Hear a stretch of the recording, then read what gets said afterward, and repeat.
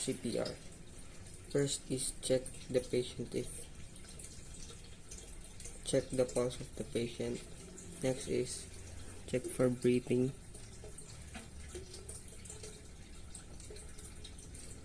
If there's no sign of breathing, we're going to start pumping it.